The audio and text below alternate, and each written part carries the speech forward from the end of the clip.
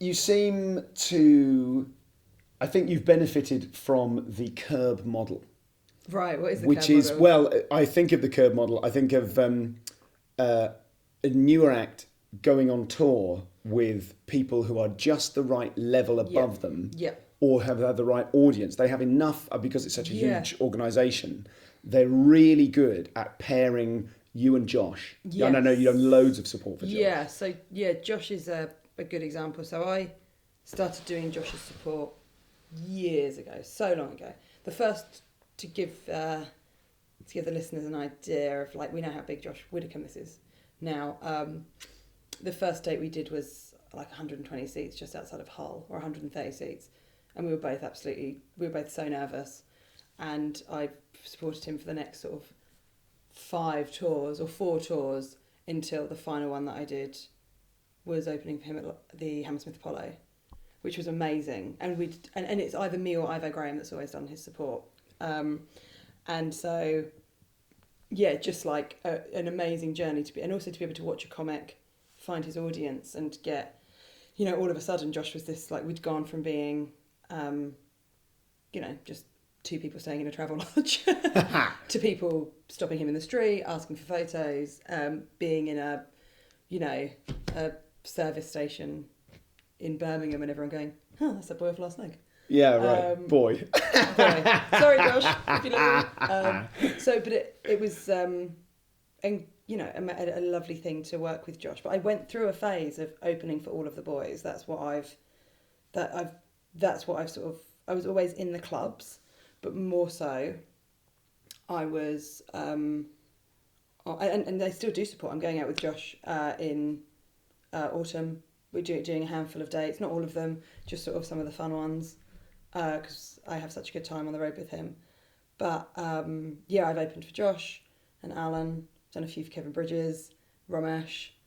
I did a double-header tour with Tom Allen where he was definitely the closer and I was definitely the first, which was totally lovely and a lovely thing to do. So I've gone on stage a lot when people have not paid to see me. Yes. Well, let's talk about that, because I think that's part of that Curb model. They have the opportunity to give you the opportunity, to give a newer act the opportunity to grow and develop, and and it's not just within Curb, of course. I think of like Kai Humphries going on the road with Daniel Sloss and just developing, blossoming into his own. I don't know if anyone's ever described Kai as blossoming before, but he has. You know what I mean? He just to be given huge amounts of incredibly positive stage time. Not to suggest they're all easy gigs, but they're not. It's not 20 minutes in a club where you've got to fight to establish yourself. It's a whole different ballgame. Yeah. And as you say, you get to watch someone become themselves, and you are constantly injected with a sense of this is possible. This is possible. Yeah, totally. Well, I love support. I think doing support is, the only thing that's better than doing support is having your own tour. Of course. And we will certainly get to that. But for the point of view of, when I've done support for people, in back in the day, I did lots of support for Mark Watson and Paul Sinha. And I didn't really talk to any other comics at the time or know what was expected of a support. Yeah. So for anyone listening to this who's going into that or imagines that happening, what are the sort of do's and don'ts as you see them? Or what things should you be aware of? Just because you've done so much of it, we will get onto you being the main event in a moment. But I've been the starter for much longer than I've been the main course, so I'm absolutely fine to talk about every gig of my life, every lineup show, every competition. Who's on first? Oh, it's Stu. Stu's on first. Right. Do you know what I mean? I occupy a similar energy, I think. So I think, there's obvious things like do your best stand up. But there's other things I think makes being a good support of, like, being a actual physical nice support of a nice person to be with. I think that's really important as a support. I think not stepping on any material that they have. So either knowing what their show is, or if you haven't seen it, saying, I was going to do stuff about this, stuff about that, and stuff about that. Do you have anything that crosses over? Mm-hmm.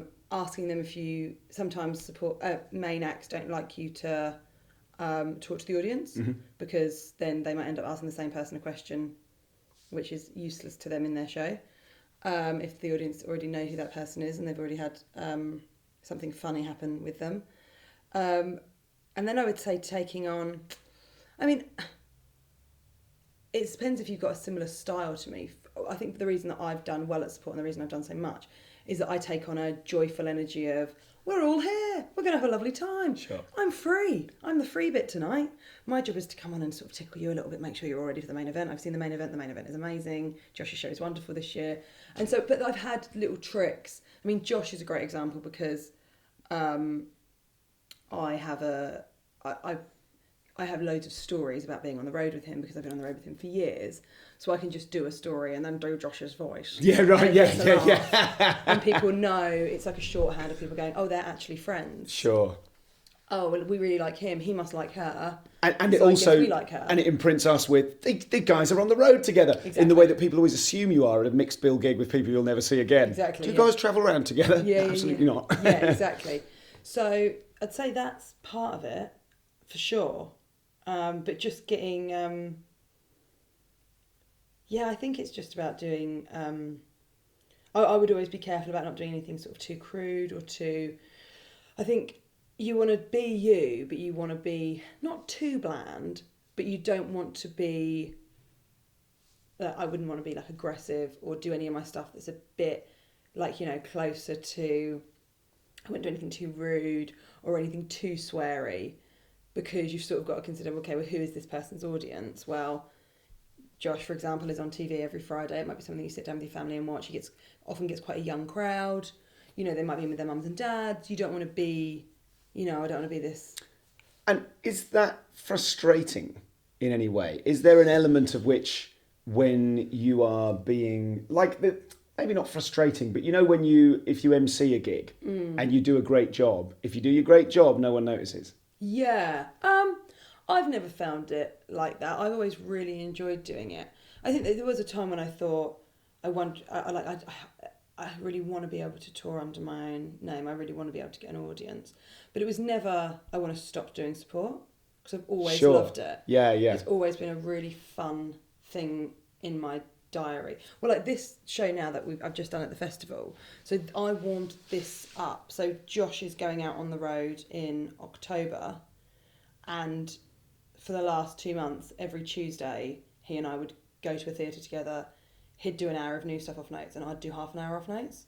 Great. And so I just got to warm up brand new bits. And the deal was it was a work in progress. Josh with a guest, it was me. Fine. And, if my stuff works in front of his crowd, it will definitely work in front of my crowd. So it's sort of like doing work in progress in front of an audience that aren't necessarily 100% there to see you. If you make those people laugh, then the routine's definitely going to work. Yes, that's a very that's nice and clean, that system, isn't it? That's nice. Yeah. So that's an efficient way. Also, it means that you'll learn really quickly about bits that people aren't into. So you're like, I have to throw that whole thing away.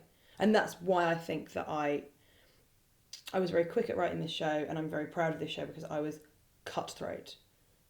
Because, if there are bits that I'm not enjoying now, I'm definitely not going to enjoy them on a Wednesday at the Edinburgh Festival. Oh, it's Wednesday today. If there's bits that I'm not loving in the creating of, I'm definitely not going to love them when there's a night that's a little bit tough.